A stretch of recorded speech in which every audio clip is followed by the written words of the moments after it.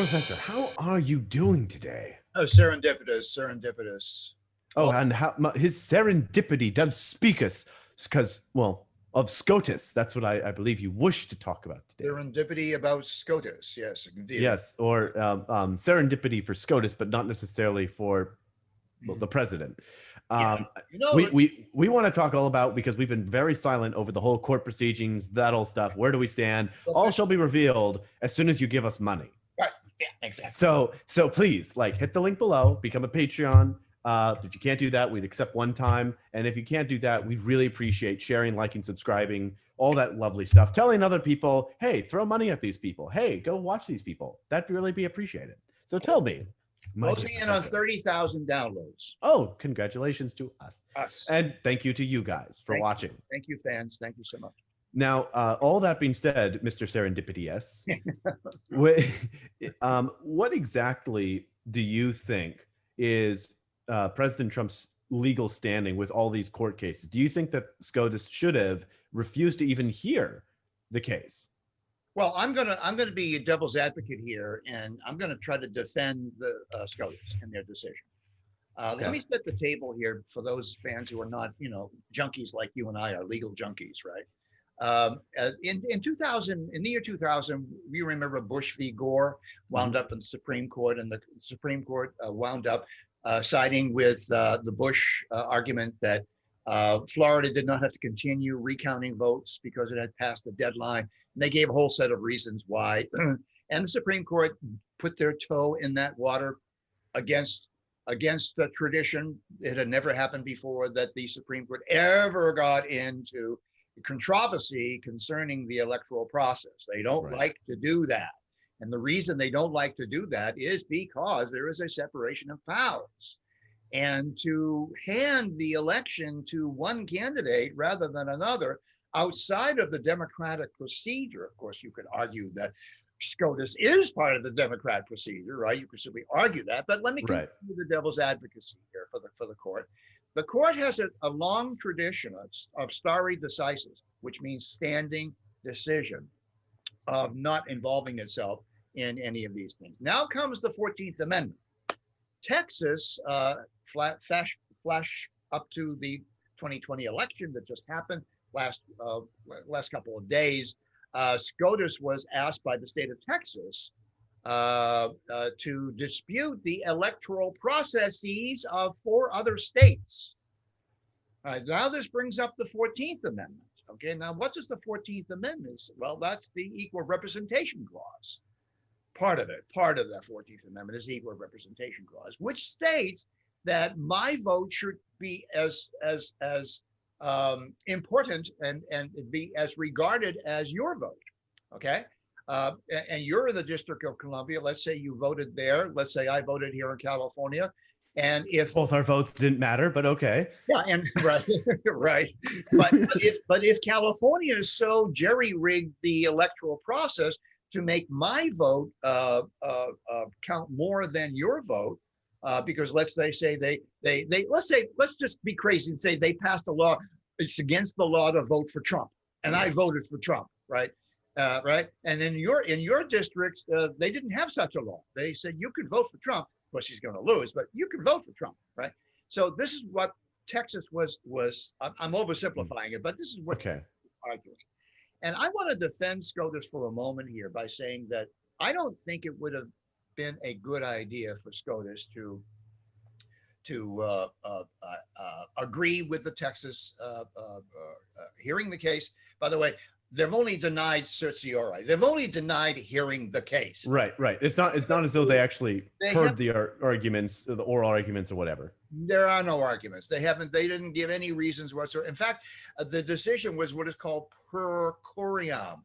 A per curiam decision is an unsigned writ from the court.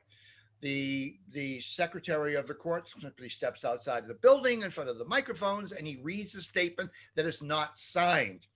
Alito and Thomas did offer their own dissenting per curiam. Their own dissent, not per curiam, where they named themselves as saying, we would have heard this case. That's all they said. We're not saying anything more about it. Now, Hear it, it is worth pointing out that all three of Trump's appointees, effectively, by lack of association, have indicated they were not interested in hearing it. They were not interested. That's exactly right. Now, now, I do want to hear more about those dissents, and I do want to hear more about what you're saying, but I do think that it's very important that we understand, at least why I think they didn't want to hear it, is because these are all very newly. It's pretty crazy that a one-term president had 3 SCOTUS appointees. That's crazy. That's a third of the court. And then gets defeated in the general election very soon after. Yeah, that was crazy. Now, I think what these justices were trying to do, first of all, they were not Trump's political appointees. A lot of people, especially foreign people, just assume that Trump is anointing his own little hacks. And that is what happens in other countries. Trump did not look for hacks. He copy and pasted off of the Federalist Society. And the Federalist Society is very big on constitutionality. These justices were not Trump hacks.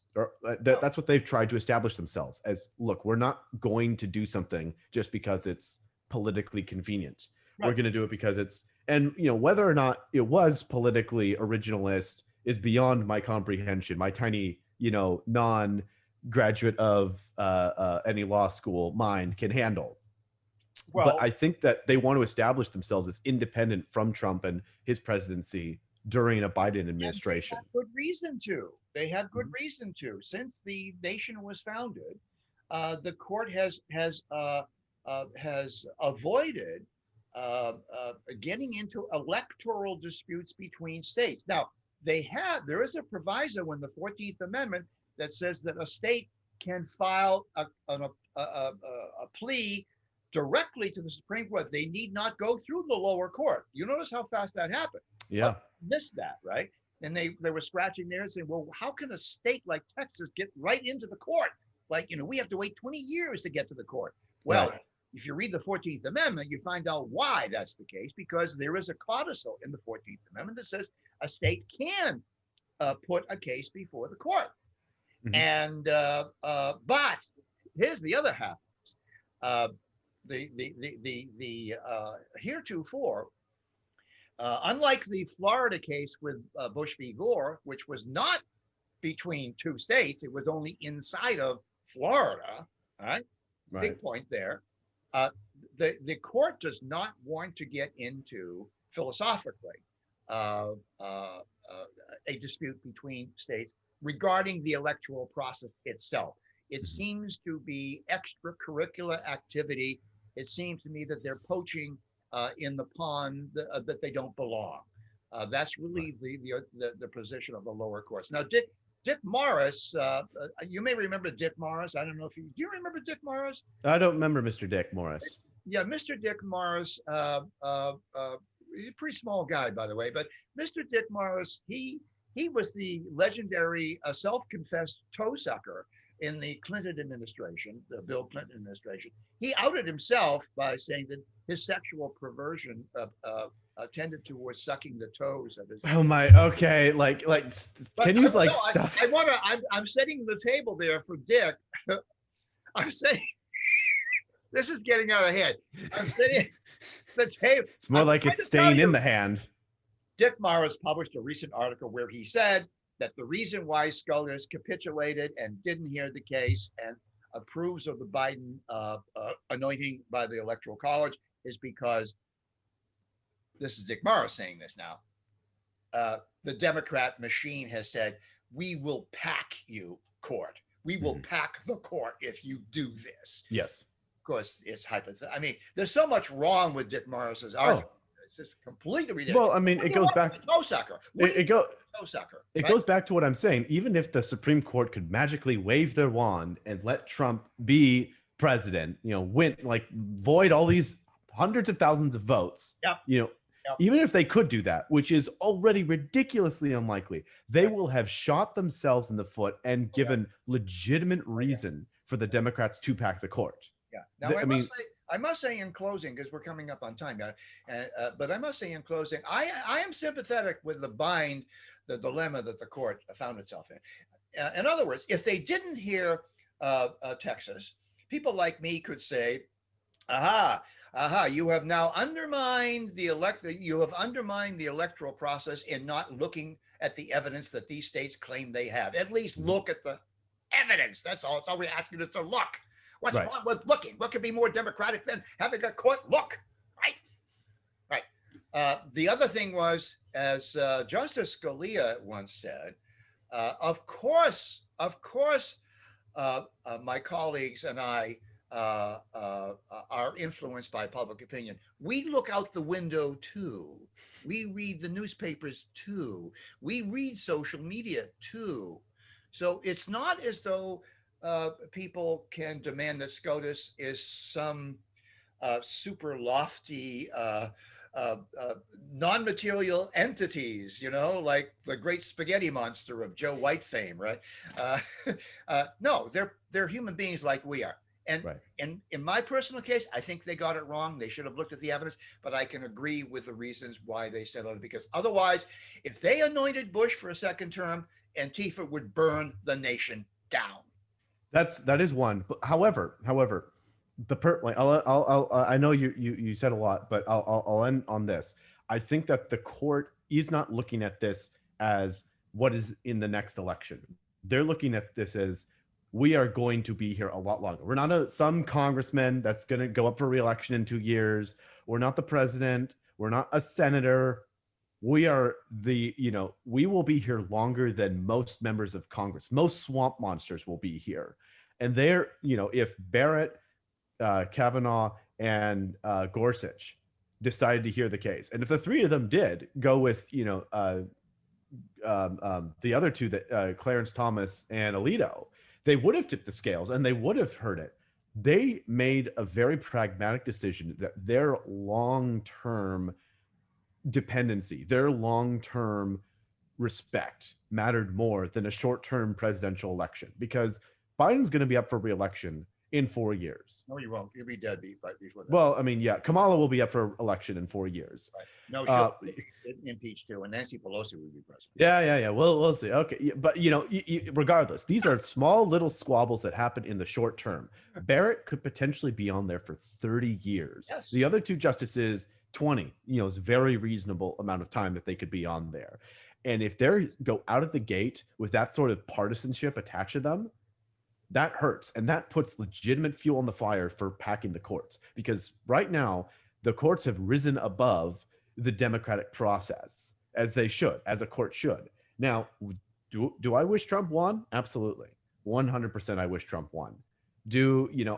What do I think about the evidence? What do we think? To me, it's too much to fight when you have so many more battles ahead. If you keep fighting this battle, you're going to lose all the other ones. And maybe the electors have already met at this point.